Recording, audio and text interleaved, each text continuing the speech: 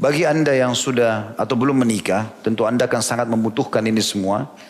Karena tidak mungkin kita kursus masalah rumah tangga sehari atau 2 hari atau sepekan sebelum nikah.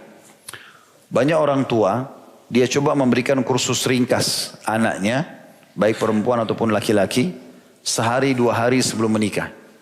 Maka anak ini kaget dengan keadaan tersebut. Nanti kalau kau jadi istri nak, nanti kalau kau jadi suami, kau harus begini, begini, begini, begini. Ibunya sibuk memberikan instruksi. Setelah itu ayahnya lagi. Semua yang akan dilalui oleh anak ini 50-70 tahun ke depan, kalau Allah berikan dia umur, semuanya diringkas dalam 1-2 hari. Kira-kira apa yang akan dijalankan oleh anak tersebut?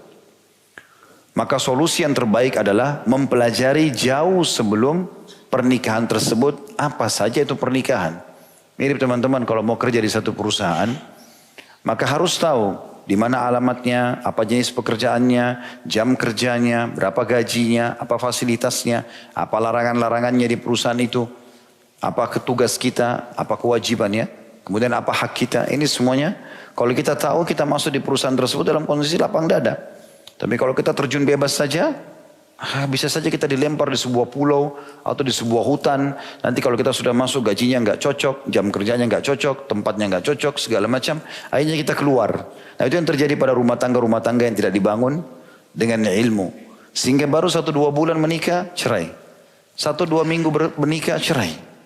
Bahkan ada orang yang sudah naudzubillah melakukan perbuatan haram, pacaran sebelum nikah. Ya, mungkin 10 tahun, dalam 2 pekan, 2 bulan bisa, cerai. Rusak semuanya, karena tidak dilandasi dengan ilmu. Bagi Anda yang sudah berumah tangga, Anda pun membutuhkan ini. Ya, minimal mengetahui tugas dan kewajiban, sebagaimana tadi ada salah satu bab-bab ini. Atau kalau yang sudah Anda lalui dari akad nikah, dari acara pernikahan syar'i, cara mencari kriteria pasangan laki-laki, calon suami ataupun perempuan, calon istri. Ya, maka ini juga ada caranya mungkin dibutuhkan untuk anak-anak Anda. Ya. Supaya jangan terulang kesalahan yang pernah kita lakukan. Seperti itulah kurang lebih kebutuhan kita tentang bahasan ini. Jadi anak muda ataupun orang tua tetap sama. Mirip juga kasus tadi saya bilang, anjuran pernikahan ini teman-teman terjadi pada gadis dan bujang, juga duda dan janda. Makanya Imam Ahmad rahimahullah pada saat meninggal istrinya, salah satu istri beliau meninggal, hari itu dikuburkan, malamnya beliau menikah. Maka tamunya dan murid-muridnya bingung nih. Ini antara malam takziah dengan malam apa? Apa kalau orang menikah? Malam walimah. Ini antara mengucapkan doa a'zamallahu ajrakum, semoga Allah agungkan pahala kalian karena takziah, atau mengucapkan kalimat barakallahu lakum. Dua-duanya bersatu dalam satu malam. Tapi akhirnya ada satu muridnya yang memberanikan diri bertanya, wahai imam, jelaskan kepada kami, bagaimana kami memahami ini. Ini malam takziah, istri Anda meninggal, juga Anda menikah, malam ya, pernikahan, kegembiraan. Kata Imam Ahmad rahimahullah kalimat yang memberikan kita pemahaman. Para ulama kalau melangkah, mengambil sebuah poin atau keputusan, itu pasti dengan ilmu yang benar. Maka beliau mengatakan, aku khawatir kalau aku meninggal juga malam ini ketemu dengan Allah, sementara aku dalam kondisi bujang. Jadi bagi Imam Ahmad bujang itu kekurangan agama. Maaf bagi bujang-bujang di sini ya. Tidak ada alasan untuk tetap membujang bagi seorang muslim. Tapi kan ekonomi saya belum cukup Ustaz. Tidak ada hubungannya antara ibadah dengan ekonomi. Tidak ada hubungannya. Tidak ada hubungannya antara sholat ke masjid harus punya motor dulu atau punya mobil. Jalan kaki bisa. Menikah adalah ibadah. Tidak harus kaya dulu baru menikah. Sampai ada sahabat yang menikah dengan mahar hanya ayat Al-Quran. Ada seorang wanita datang kepada Nabi SAW dulu di masjid lalu mengatakan, ya Rasulullah saya hibahkan diriku buat anda. Nabi SAW melihat ke perempuan tersebut lalu sepertinya tidak ada hajat. Maka Nabi tawarkan ke masjid, siapa di antara jemaah yang mau nikahi? Ada satu angkat tangan.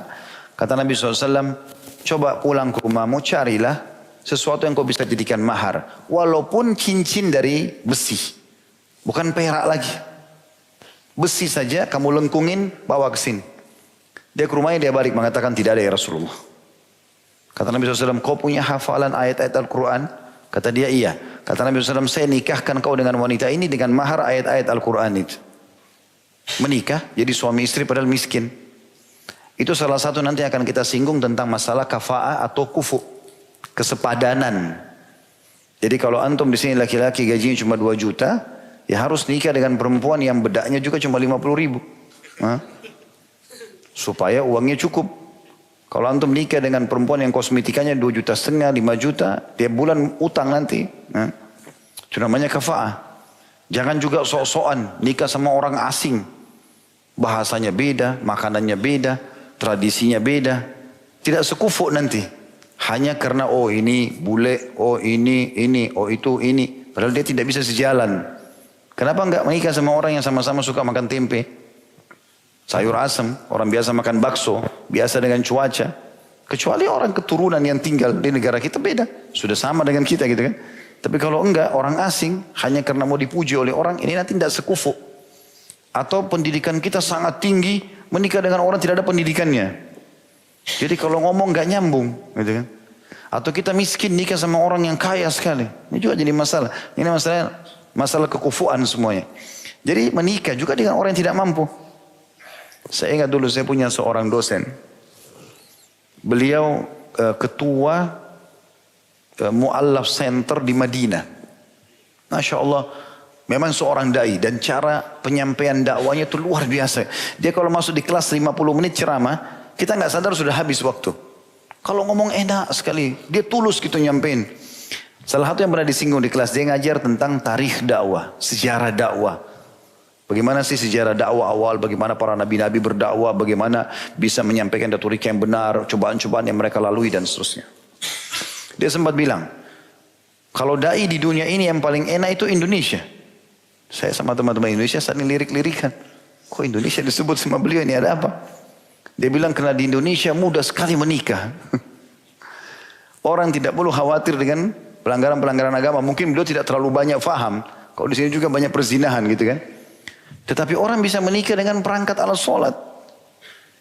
Orang bisa menikah dengan ayam jago. Maharnya kasih ayam bisa. Ada beberapa daerah yang saya tahu. Modalnya cuma kasih mesin jahit istrinya. Atau mertuanya bisa menikah. Mudah sekali. Dan itu yang terjadi memang di depan mata. Asal kita memang cari orang yang sekufu dengan kita. Orang yang sekufu insya Allah itu bisa. Saya subhanallah pernah ke Jordan. Waktu itu ada umroh plus Aqsa. Sebelum masuk ke Palestina, saya sempat masuk ke Jordan.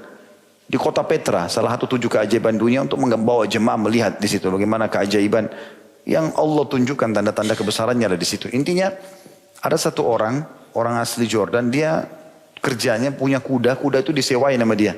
Untuk keliling-keliling tempat itu. Saya sempat bayar dia. Kemudian saya bilang saya mau naik, kelilingi semua kota tua ini. Naik sampai ke atas, muter.